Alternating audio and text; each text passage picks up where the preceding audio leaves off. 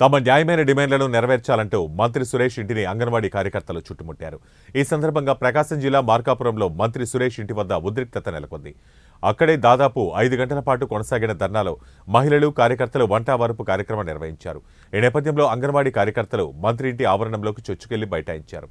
దీంతో పోలీసులు మహిళలకు మధ్య తీవ్ర వాగ్వాదం జరిగింది.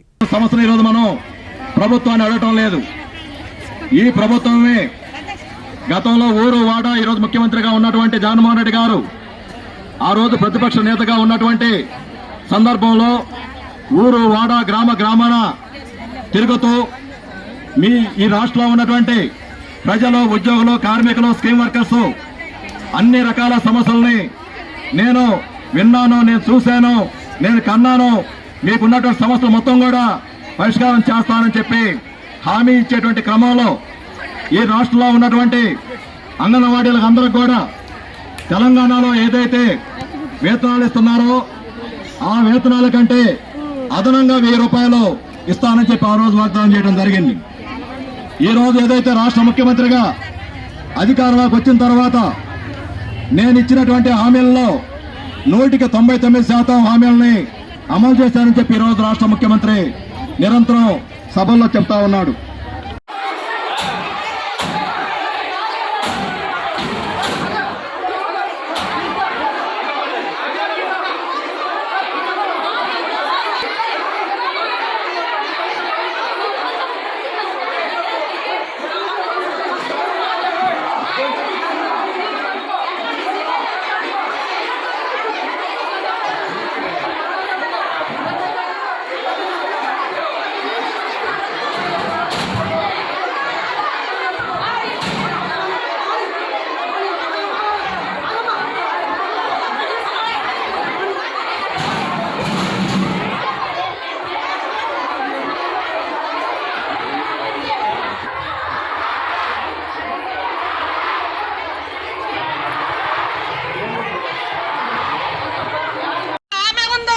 మినిస్టర్ గా అసెంబ్లీలో ఎవరైనా రోజమ్మ ఏమంటది, మహిళలకు ఎక్కడైనా సమస్య ఉంటే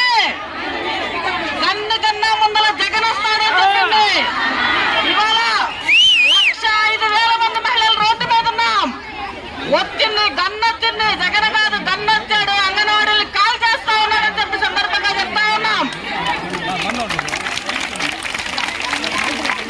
ఎందుకు సార్ ఉన్నాను సార్, మీరు కూడా మేమేం మా దగ్గర ఏం తుపాకులు లేవు సార్, మీ దగ్గరే ఉన్నాయి. ఎందుకంత భయం మమ్మంటే? సహకరించండి సార్, సహకరించండి, సహకరించండి సార్. మమ్మల్ని నెట్టేసి హక్కుందా? మమ్మల్ని నెట్టేసి తోసేసి హక్కుందా మీకు?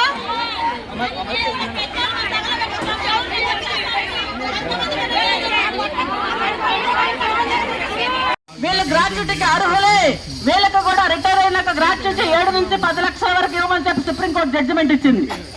ఇస్తే ఏమంటాడు ఆయన, ఏమంటాడు బొత్స సత్యనారాయణ గారు, కోర్టుకు వేస్తామంటాడు.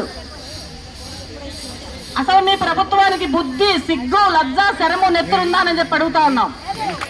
కోర్టు నుంచి వచ్చిన ఆర్డర్ని ఇంప్లిమెంట్ చేయమంటే మళ్ళీ కోర్టుకు వేస్తామంటాడేంటి? కోర్టు ఆర్డర్ని ఇంప్లిమెంట్ చేయమంటే మళ్ళీ కోర్టుకు వేస్తామంటాడు. మీరేం చేస్తున్నారు? బ్రోకర్ పని చేస్తా ఉన్నారా అని చెప్పి అడుగుతా ఉన్నాం మీ ప్రభుత్వం. ఇది పరిష్కారం చేయకుండానే మేము చేసేస్తాం. 10 డిమాండ్లో ఇది ఉంది.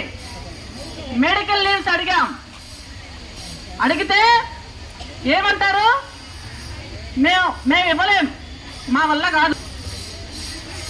ఎందుకు ఇవ్వలేవు? నువ్వు లక్షల మెడికల్ లీవ్స్ తీసుకుంటా ఉన్నారు మీరు, మాకెందుకు ఇవ్వరు? వేతనం తడుకుంటే మెడికల్